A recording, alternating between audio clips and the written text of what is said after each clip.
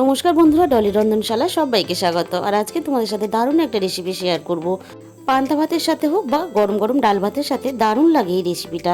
এখানে আমি এর জন্য কিছুটা মুসুর ডাল 2 থেকে 3 ঘন্টা খুব ভালোভাবে ভিজিয়ে রেখেছিলাম। খুব ভালোভাবে ধুয়ে পরিষ্কার করে আমি মিক্সিং জারের মধ্যে দিয়ে আমি একটা পেস্ট বানিয়ে নিলাম। এটা কিন্তু জল ছাড়াই পেস্টটা বানাতে হবে। এবার একটা বাটির মধ্যে নিয়ে তাতে দিয়ে দিলাম স্বাদ মতো লবণ, দিয়ে দিলাম হাফ চামচ পরিমাণ হলুদ গুঁড়ো আর হাফ চামচ পরিমাণ ঝাল লঙ্কার গুঁড়ো। ঝালটা তোমরা তোমাদের নিজেদের মতন করে দিয়ে নেবে।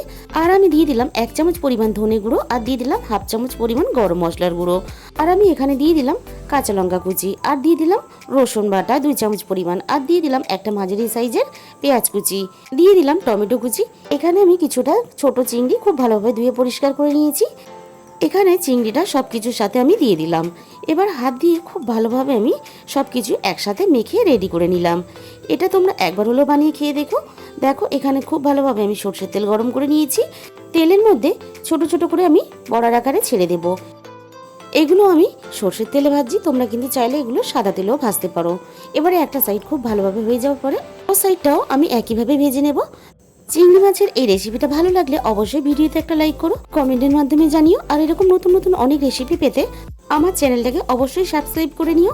আমি দেখো সবগুলো একইভাবে ভেজে নিলাম, বাকিগুলো একইভাবে ভেজে নেব। তোমরা কিন্তু শুধু পান্তা ভাত বা গরম ডাল ভাতের সাথে না, এইভাবে কিন্তু বানিয়ে চায়ের সাথেও খেতে পারো বিকেলে। তাহলে আজকে এই পর্যন্ত, দেখা হবে অন্য কোনো রেসিপির সাথে। সবাই ভালো থাকবেন, সুস্থ থাকবেন।